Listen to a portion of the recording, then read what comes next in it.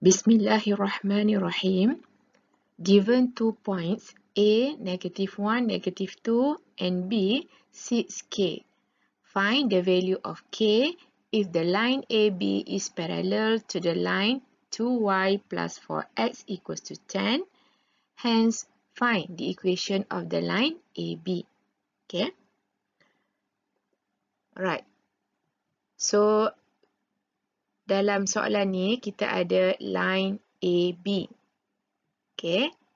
Let's say coordinate A here, -1, -2, and then B, 6k. And then is parallel to the line 2y plus 4x equals to 10. So, dia parallel dengan line 2y plus 4x equals to 10. Okay. And then soalannya, find the value of k. Okay, so the value of k tu di sini, and then we have 2 point here, so means that we can find m using this formula. Okay, m equals to y2 minus y1 over x2 minus x1.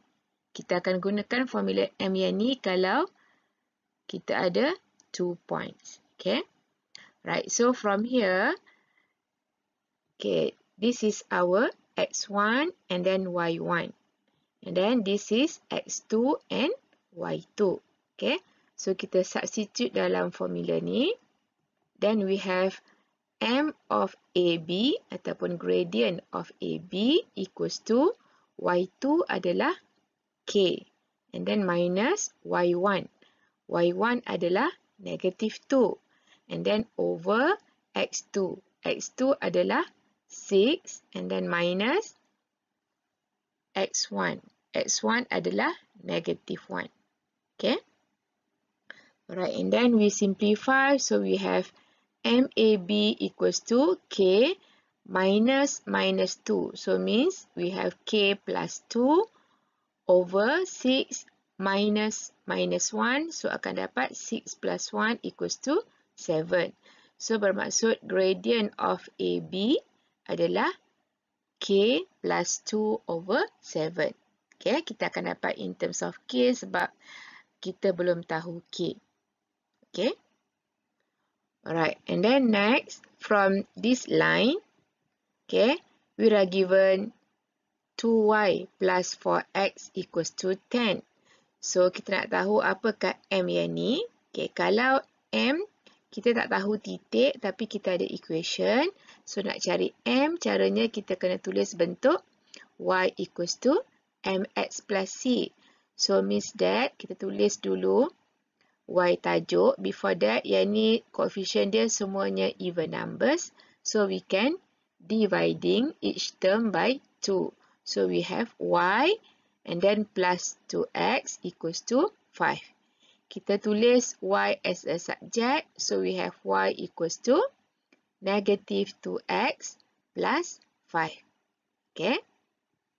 Okay, and then kita compare dengan y equals to mx plus c. Then, we have m equals to 2. Kita compare yang ni. Okay.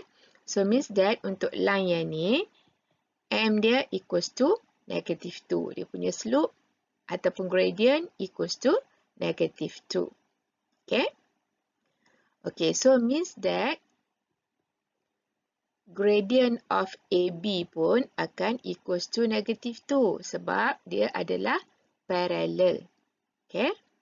Okay, so bermaksud MAB equals to -2. Okay. So dari sini, okay, kenapa kita dapat MAB also -2? Sebab parallel. So, kalau parallel, gradient akan sama. Okay. So, kita gantikan MAB. Dari tadi kita dapat K plus 2 over 7. And then yang ni equals to -2. So, we have K plus 2 equals to 7 times -2 dapat -14. Okay. We want to find the value of K. So, we have K equals to -14 minus 2. So, dapatlah -7. 16. Okay. Alright. And then, hence, find the equation of the line AB. Kita nak cari equation of line AB yang ni. Okay. So, equation of line AB yang ni, oleh sebab kita dah tahu gradient dia adalah negative 2. So, kita substitute dalam y equals to mx plus c. So, we have y equals to negative 2x plus c. Okay. So, kita boleh tulis y equals to negative 2x plus c. And then, pass through the point A, negative 1, negative 2. Okay, negative 1 ni adalah koordinat untuk x. Negative 2 adalah koordinat untuk y. So, kita substitute here. Okay. Y kita gantikan dengan negative 2. X kita gantikan dengan negative 1.